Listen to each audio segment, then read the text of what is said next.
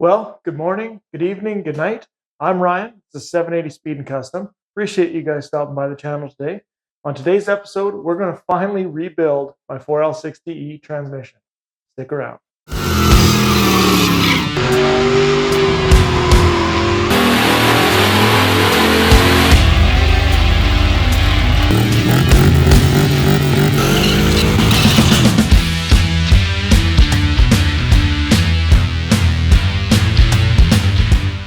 All right, well, I've got Brad coming over here shortly. He's going to give me a hand rebuilding these transmissions. Behind me here, I've got my 4L60 torn apart, all cleaned up, ready to go. If you aren't aware, last year on Miles of Mayhem, I burnt the forward clutches out of it, which it isn't the first time I've burnt the forward clutches out of this transmission. I'm not breaking any hard parts. I've got some actually fairly good parts in there. It's got a billet rotor, like Sonic's Sunshell. It's, Alto red wideband. It's got all the good stuff in it. But I keep burning out those forward clutches. So I've had a couple of different transmission guys tell me that they think there might be an issue with my valve body. So I went ahead and I purchased a Sonex part number GM054-HD valve body here. And what this is supposed to do is prevent the forward clutches from burning out by engaging the Overrun clutch in D4 1, 2, and 3 and D3 1 and 2. So hopefully that'll solve my problem. I'm willing to give it one more go. I know I shouldn't be racing my truck with a 4L60E. I get a lot of heat from that on the track. But the thing is, I'm racing my street car, not streeting my race car. So I like the 4L60's first gear. I really like overdrive. A lot of you are going to say, well, why wouldn't you put a 4L80 in it? Yeah, I could. I should. But you got to look at the package I've got the transmission in. My 1940 Ford pickup is extremely small, like smaller than an S10. In fact, I think it has the same wheelbase as an S10, but it's very crammed in there. And yeah, I could probably make one work, but I would involve stripping the truck down to the frame again and completely modifying my cross members, blah, blah, blah, blah, blah, so on and so forth. So I really want to stick with the 4L60 if I can. I enjoy it. It's just not maybe as tough as it should be for what I'm doing. But anyway, hopefully, I'm ranting here, running away. Hopefully this valve body will solve my issue. If not, over to my left here, Chris and I are actually building a spare 4L60. He runs a 4L60 in his Corvette as well. So, we live in Canada here. Our race season, our driving season, whatever you want to call it, is actually quite short. So the idea here is, between the two of us, we had enough good parts, cleaned out my old converter best we could. Probably not the wisest idea to reuse that, but it is a spare. Got another TCI automotive kit, Transgo shift kit. We've got the reinforcement kit for the drum, kind of all the basics that you really want to do to a 4L60 to kind of make them live. Obviously, I've cleaned this one up as well, so we'll put this one together as a spare. So if something does happen to one of our transmissions in season, we can at least throw this one in and continue with however much time we have left in the season, and then over the winter rebuild our main transmissions again.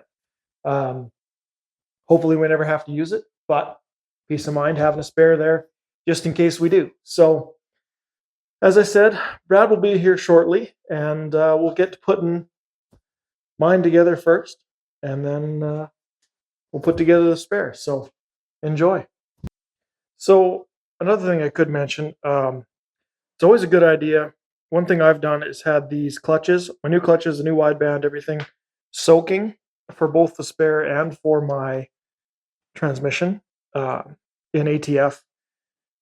Recommend for 24 hours. I've actually had it soaking for about a week just because work and everything else has been a little bit nuts, but always a good idea to pre-soak that. Helps with break-in, assembly, all that good stuff. So little tech tip for you there.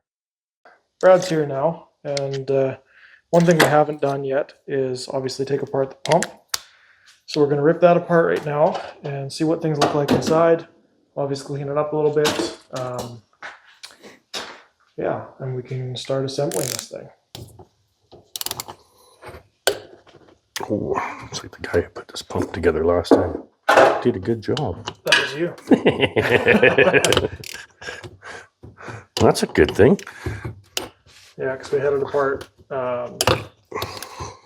Was it 2021, I believe? I believe so, yep. Yeah. That's when we put that billet rotor in it. So I cracked the old one in 3 places.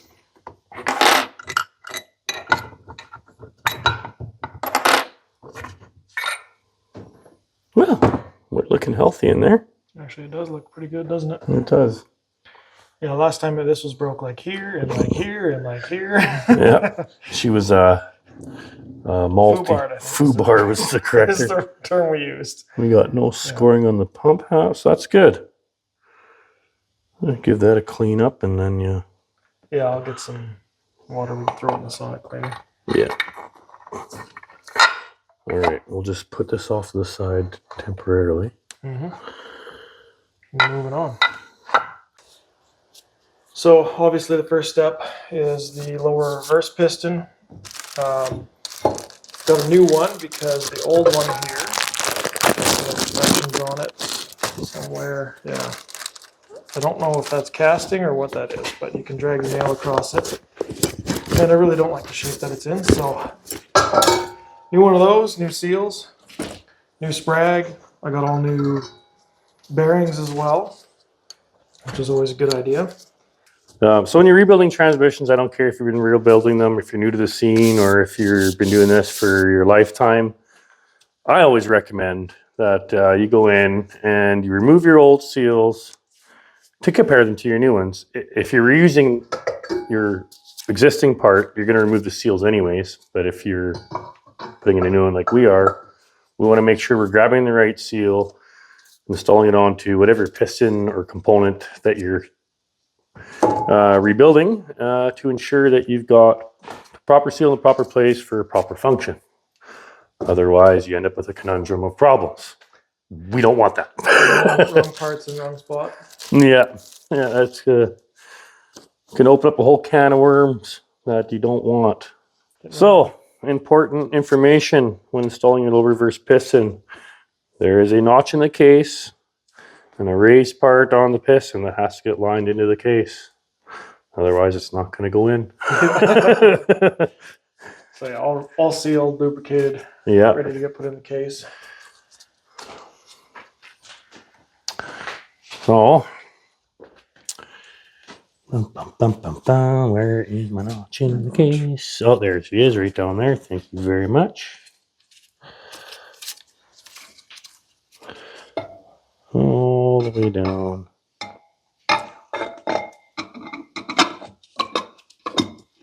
So and the next thing to go in is our spring. Our spring into our low reverse piston, which has been successfully installed into the case. So I've got to compress that spring, obviously, to get that snap ring in there, which I have built a special tool for. So this is the special tool that I made. It's just a 2-inch high by 3-inch wide piece of angle iron I bent, and that will go through the back and just compress the housing against the base of the transmission so we can get our lock ring in. And you just want to gently compress that spring enough to get your snap ring in or out, depending if you're taking it apart, putting it back together. That's just to prevent the cage from bending it. Bending it. Yeah. So yeah, there's she's compressed. Just got to find some snap ring pliers to get in there and get that snap ring locked in. I'm going to try my luck with these ones.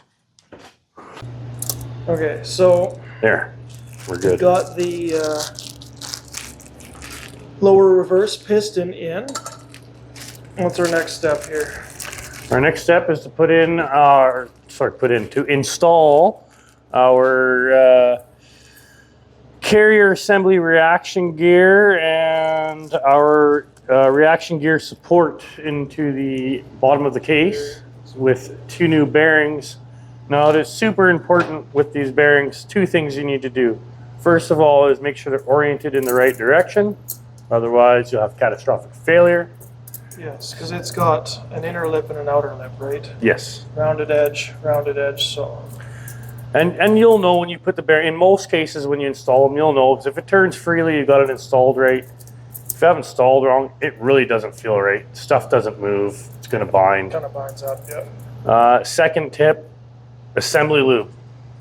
Green or blue, it doesn't matter. You just want to hold them in place. You want to kind of semi-pre-lubes them. And, you know, from there, it's fun. We start the real assembly.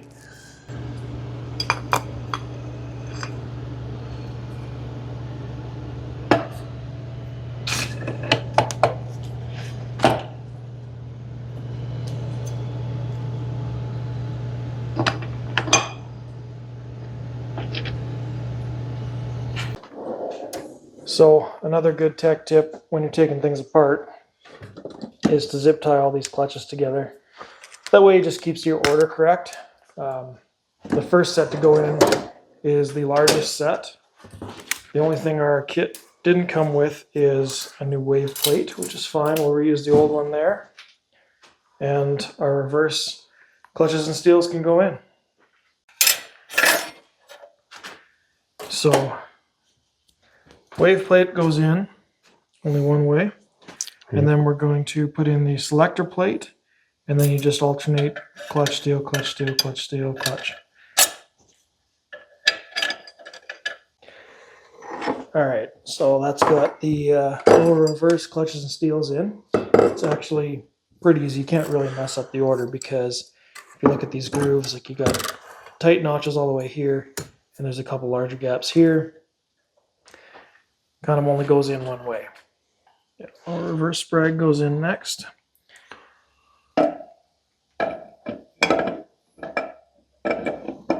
Okay, so we got our lock ring in there. See, here and here. This just presses down in, and then we can rotate this collar and push it all the way in. Next piece to go in is our snap ring. Yep. This big guy here. Yep. Next step, we're putting in our sun gear. Top of that, there's also a inner washer, which I'll show you in a couple seconds once I get this to mesh. This washer is greatly important. It just sits in here. That's for your drum here. And this guy is going to go down in here. Kind of hard to mesh that one together. Yeah. Now this one spins freely, as it should. If it doesn't, better go backwards and figure out what you did wrong. Yep. Yep, this is spinning freely. We're good. All right, in with our planetary and carrier.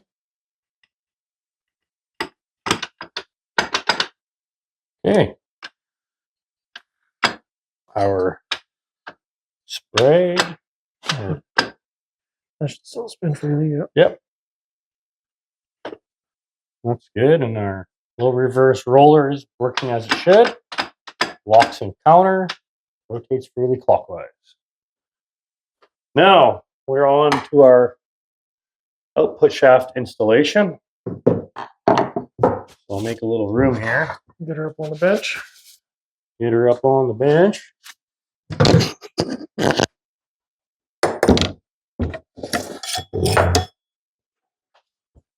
Slowly turn this over. We don't want to dislodge anything we've just installed. Like so. I like to keep one hand in on the components when installing the shaft, just because you can knock it out of place. And well, guess what? Now you're pulling it back out and repeating what you just did to get to this stage. Yeah, you just kind of work the shaft back and forth. Yep. Now let's make sure our snap ring groove is visible. Hey, look at that. I don't know if you'll see it on the camera. A little hard. Yeah, not likely, but Yeah, small snap ring. Actually, this guy That here. little guy right there, yep. Get my snap ring pliers. Oh, sorry. We should do what we need.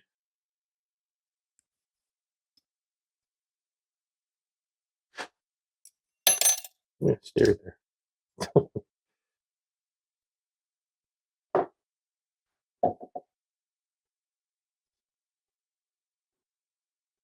Sometimes you gotta get your finger up in there. Okay, well, it's a new day in the shop here. We had to take a bit of a break because these pistons with the bonded seals, just a little bit looser than they should have been. So I had to order new ones of those. They are here now. So we can get to putting the forward drum back together and hopefully slap the rest of this transmission back together today. So we'll get to it. Fun begin. Okay, so we've got the new bonded piston installed already. Then our cage needs to go in and the spring. Yep. And we can set our other bonded seals on top of that. And then we get to press it all together.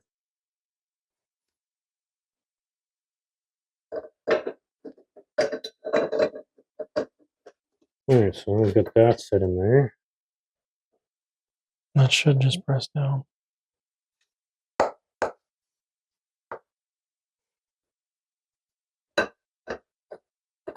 There we go. There, that's beautiful.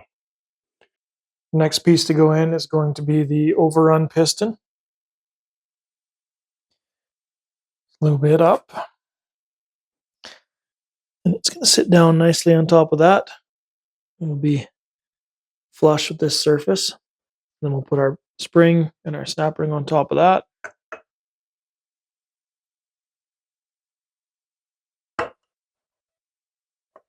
So now with the pistons in place, overrun piston, we can get our cage. Springs are good, not bent, not distorted. Install that, and then got to get the right size snap ring. Yeah, we'll have to compress this now and put our snap ring on. So it's going to take both of our hands. Right here. Okay, so the next pieces to go in are going to be the overrun clutches. Those are the pieces that are going to hopefully prevent my forward clutches from burning out this time. They are the smallest guys here, 2 clutches, 2 steels. Make sure your cogs line up properly. And obviously just orientating steel clutch, steel clutch.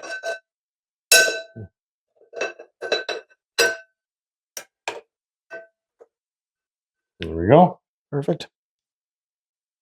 Okay, then our next step is to put the seal in here.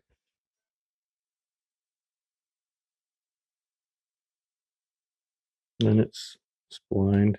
Yep. Okay. Under the bearing. That's the forward spray.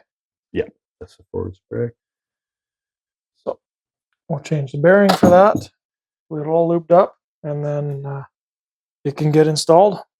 Got our seal in place. Next is our bearing. It's got lips. They face down to capture the bearing and hold it in place. Mm-hmm. Make sure it's well lubricated. Dip it in oil first. It won't hurt. Yep. Then we can put the sprag in. And our sprag goes in next. And it's got to engage into the cogs on your 2 clutches that Your are down overrun there, clutches, yep. which can sometimes be an adventure in itself. Yeah, it can be tricky. Just there you go.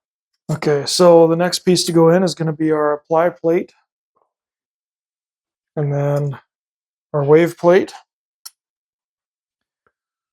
Once we get those in, then we can install our forward clutches. Not those ones. Not the old ones, the new ones. Yeah. Yep. There she is. All right. So here we go.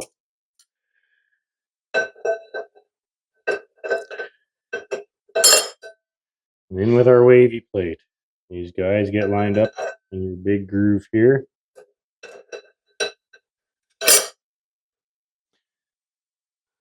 And then our forward clutches. And then our clutches. So yeah, we've got our apply plate and our wave plate in. now we go steel and alternate.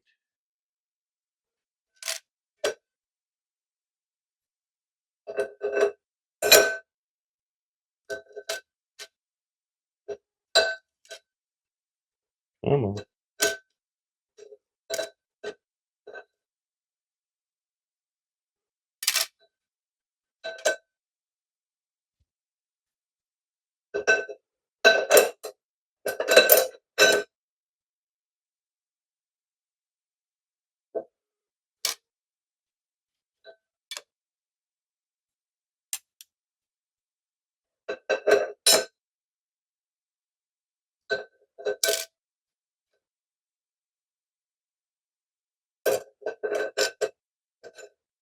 And our last friction. Okay. Okay. Then our next step is that heavy plate. Somewhere over here, maybe? Heavy plate. Right here. Step up. This step faces up. And then that snap ring. And our lovely snap ring.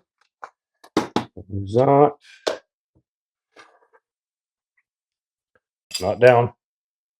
That's a friction riding material. So, and again, our little tab there.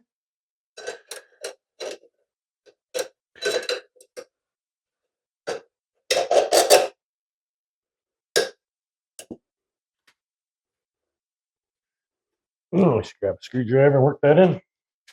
Okay, so next we're going to be doing the 3/4 clutches. So we're going to put our apply plate in. These tabs need to face down and they ride on these pieces here.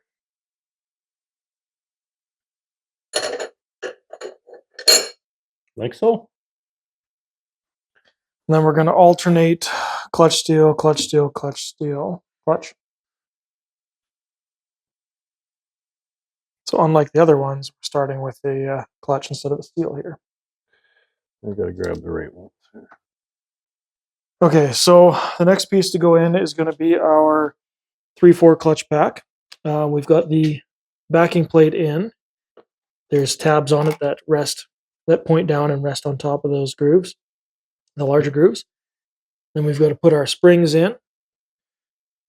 Springs facing up and in. Yep. And they ride in these larger grooves as well.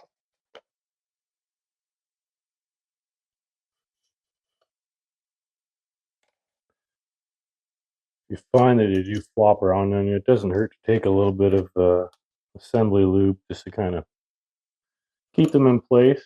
But overall, they shouldn't run away on you more than I lied to you. There we go. Yeah, so this is a little different. Instead of starting out with the steel, we're starting out with clutches. And this aftermarket kit has a lot thinner steels than the factory kit. We got a problem here. Oh, shoot, sorry. So, yeah, we're just going to be adding a lot more clutches and steels than we normally would. I think from factory there's 6 maybe, and I believe there's 9 in this one. So, don't know if that's going to help, but we'll check the spec in the end, make sure we're within the proper range. 60 to what, 80,000, I think? Yeah, 60 to 80. So we'll have a look. Yeah, and just keep alternating steel clutch, steel clutch.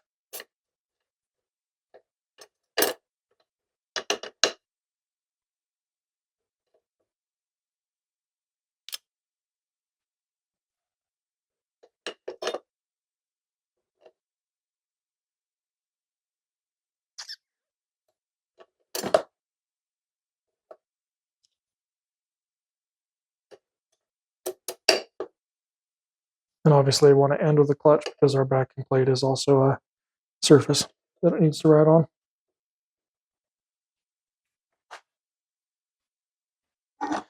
So there again, being aftermarket, mine bolts on versus the snap ring. So one that requires a snap ring. Yeah. So there's a factory style drum. This last plate would go in, and then we have a snap ring here. This one bolts on. So we'll bolt that down, and then we'll check our in-play or our gap. So just having a quick look at Sonic's website. Looks like this drum needs to be between 50 and 60 thou, so a lot tighter clearances range than a factory one. I believe the factory is between 60 and 80, but don't quote me on that. So we'll add clutches and steels until we're between 50 and 60, measuring against the housing there, and then we can bolt that backing plate on. Okay, so we had to steal an extra clutch to get the proper spec, but yeah, that's like right on between 05 and 06, and that's 06, so we're bang on. That's bang on spec, yeah. Yeah. So yeah, we're a little shy, but luckily we have 2 kits, so yeah, add the extra kit, and we'll just put in one of the clutches from this transmission, because it actually wasn't horrible, in the spare, which hopefully we never have to use anyway. So well, now we can go ahead and bolt the backing plate onto this new, or into my housing. We'll have to actually Loctite them bolts too.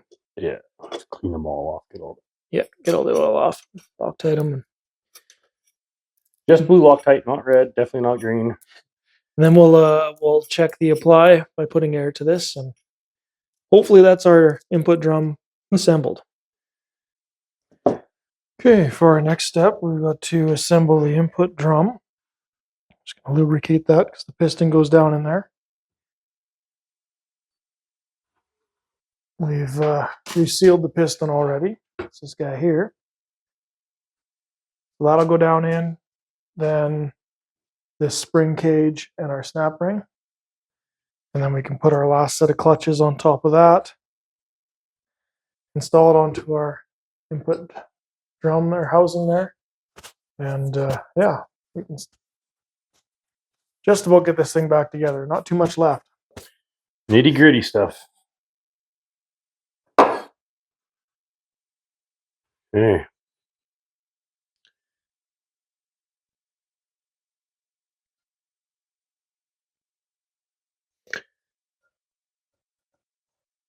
Okay.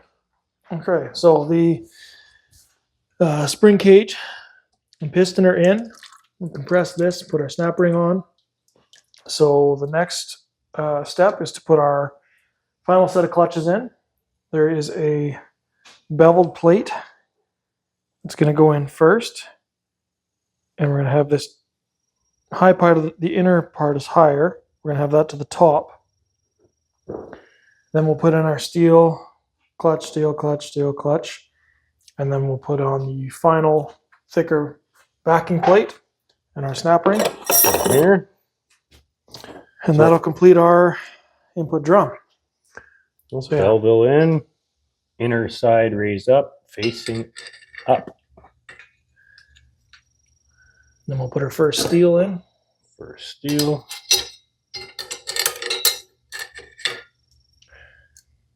Friction. Why don't I grab the rest of the steels? Yeah.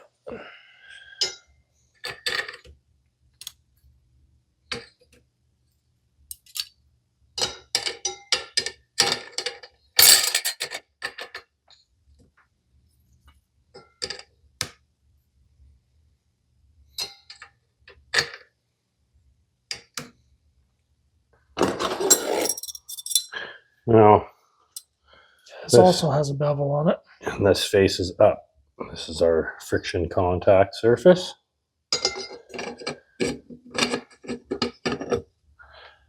And then the snap ring. Now, it's always good to put the snap ring back in the same way it come out. It's not always noticeable. This one was facing this way before.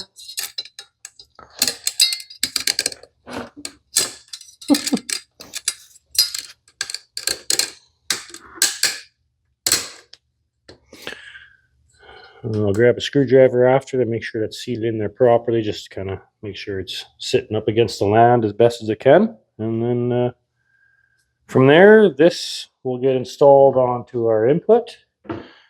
Input will get installed into the case, followed by the pump. Check end play, then we're on to the valve body. Making progress. Mm-hmm. Still gotta put that one together and that one, but we'll do that off camera. Yeah, we're getting there. And I guess I should say, now we're going to check this with a feeler gauge. We should have between 40 and 75 thou, I believe. Yeah, I'm just gonna check how this sits on here. Just like that.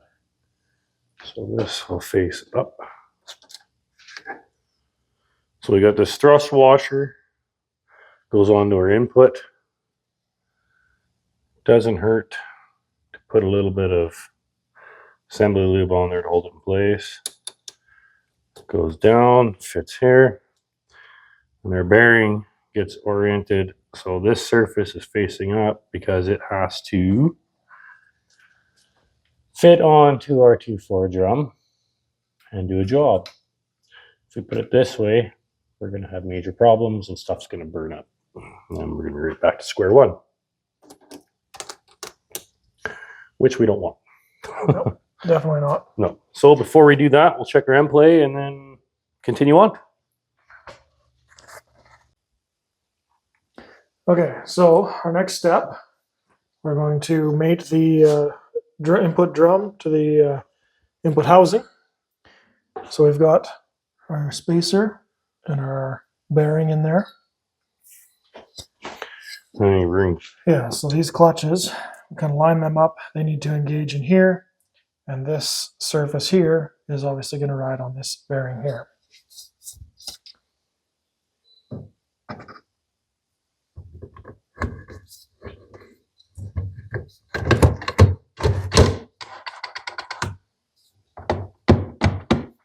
Down. That's her. Mm-hmm. And then we take this assembly and it's going to come down into here. And all the clutches in our forward have to engage onto the lugs on our planetary. So this is the next part. This is going to take some wiggling and jiggling.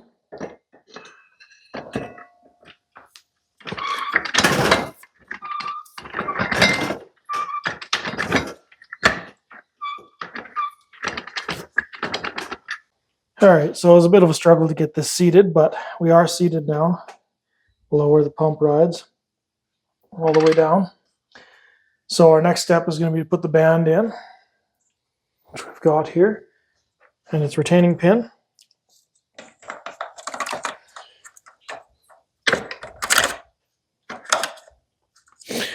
The band isn't always fun to put in. No, they're a little bit of a battle to get in and out.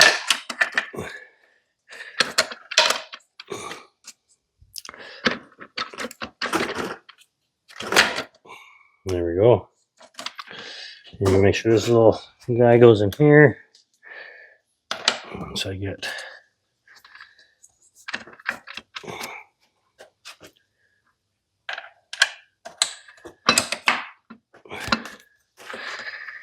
come on, band. Look here.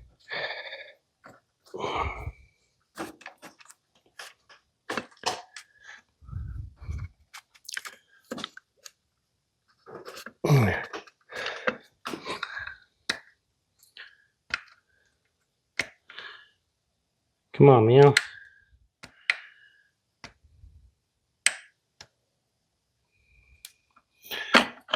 There we go. There, and that should be recessed. That little plug should be recessed in, retaining this one side of the band. That's how you know you've engaged. And then from there is putting the servo assembly in. Our servo and then pump, yeah. And then onto our pump, and then onto the valve body. Nothing to it. Some assembly required. Some assembly required. Yeah. All right, so input drum, everything is settled in there nicely. Still have to put the servo in the side, but before we do that, we've got to get the pump figured out.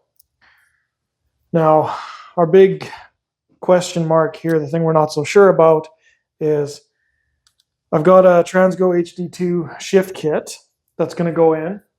Now there's upgraded springs and valves for the pump, but the valve body I bought, the aftermarket valve body GM054HD, also comes with springs and pieces for the pump. So it's to up the pressure, obviously. We just got to figure out which one's going to up it more, and I guess we'll go with that. I'm assuming that's what we want to do. The spring from the valve body actually seems a little bit stiffer than the one from the shift kit, so I think that's one we're going to install. Obviously, this one had a shift kit previously in it. That's why it's got the orange spring here. But we'll pull that out. We'll put the system from the valve body in there, and hopefully that's what we want to do. It's what we're doing anyway. We'll see how it works out. We're going to have the same battle with the valve body too. Yes. Modifications to that aftermarket valve body. We've got to make that correlate to the shift kit. So we'll have to check, make sure all the ports that it wants us to drill for each kind of match up, line up. We'll figure it out. All right, well, we got our pump put back together here. New Teflon's on it. We got our gasket sitting down in the transmission, so ready to install the pump. And then we can install our servo and get working on the valve body, which will be an adventure in itself.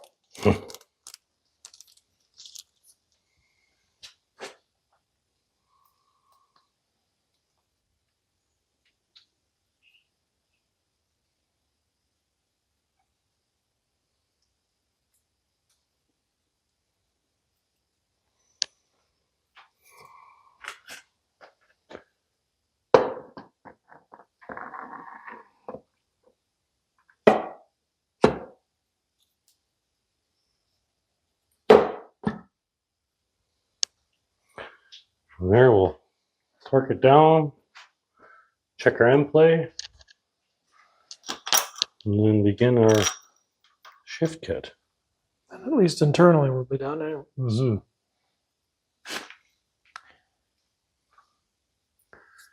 Servo, accumulator, valve body, pan, bell housing, truck, burnout. Okay, so the pump's installed, everything torqued down. Now we just got to check the end play and make sure we don't have to do it all over again. Yeah, no shit. Fingers crossed. Fucking cry if I do it all over again. Nobody want to see a grown man cry. I'm sure some people on the internet wouldn't mind. End play checked out. We're at 25 thou, so good to go there. Right in the happy zone. Mm-hmm. So now we get to muck with the valve body and try and figure that mess out. Yeah. Gonna be fun. So we gotta take what this shift kit's wanting us to do and make sure it doesn't interfere with what Sonex has done on this valve body. And we want to make as many improvements as we can without wrecking stuff. So I guess we'll see. Yeah. Here we go. All right, so we're just comparing the instructions from both of them. It only looks like the shift kit's asking for a couple more holes drilled out than the valve body kit is. So that's all well and fine. The only issue or the only question mark really is going to be servo and accumulator springs. So we'll just have to compare those and see which springs we're going to end up going with, I guess. But other than that, pretty much just going to follow the shift kit as far as what ports we're drilling out, etc. So we'll get to installing that or changing all those springs and everything else out. Get this valve body on. Okay, well, we are making some progress here. Got the separator plates in, filter in, shift linkages in, accumulators in. We got that modified, put the servo in, and now we're just putting check balls into the valve body. This is actually kind of a different one because this is completely blocked off. So instead of 7 check valves like normal, this one's only getting 6, right? Yes, that's correct. Now, in the manuals, it tells you to stick them on the separator plate. Now, stick them in the valve body, glue them in with some assembly lube, and carry on with your day. Otherwise, you'll be hating life. Okay, so there's 6. There's our 7th one we don't need. It can get put away in our happy little spare box. 1, 2, 3, 4, 5, 6. Normally that 7th one would go right here in this little slot, With that. which would mate up with that. Yeah, so we don't need one in there. So set it and forget it. Yeah, and I guess I could show you on. This is another valve body here. That slot. Where am I looking here now? Right here. There's 2 holes here in that one, whereas our modified valve body has nothing. No, I use a heavy trans lube to hold these in because that blue stuff is good, but it's weaker and it tends to be more melty in the warmer weathers. And it is important to use actual transmission lube because other lubricants will not break down in the ATF. It can cause problems. It can cause problems, yeah. And I mean, some guys say, yeah, you can use Vaseline, but I don't know. Yes, it's a petroleum product, but whether it's good inside the transmission or not is a whole other story. We don't know what it does inside the transmission. So, well, now our check balls are in. Do the old safety check. Looks like they're staying there. And then we get her into place. Watch that wire doesn't push that screen down in.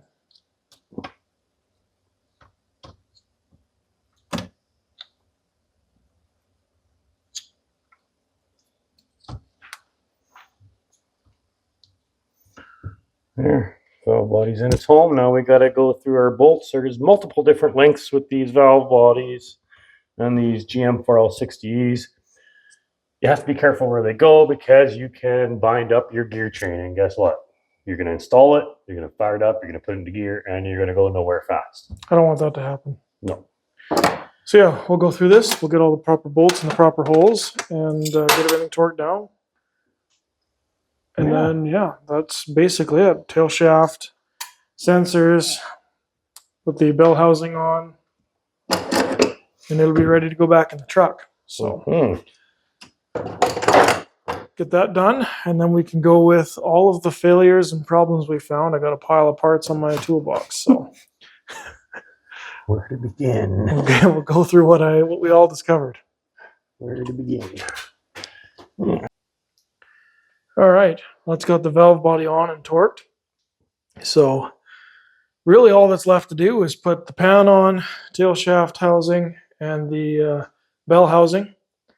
And this thing can go back in my truck and, you know, fingers crossed, it survives the first burnout. I'll be coming out, sitting in there with you. Yeah, no, hopefully it all works. Modifying modified stuff. That's actually a first for me too. I've never modified a modified part before. Yeah, so hopefully that doesn't come to bite us, but there's only one way to find out. Yep. So I will slap the rest of this together, and yeah, go from there. Well, there you go. Completed 4L60 transmission. I've just got to finish tearing apart this green one, get all the good pieces out of it for storage for next time, and build the spare. So I will get to that off camera. No point in filming both builds, but hopefully that holds together this time. I guess we'll find out. Should know right away. I'll come over here and I'll show you what all went wrong. So the clutches, the 3/4 clutches were really burnt, and the forward clutches were slipping. Couple of culprits I found. This pressure valve in the pump, this valve itself was sticking in the bore, so that would either not give it not enough pressure or too much pressure, one or the other.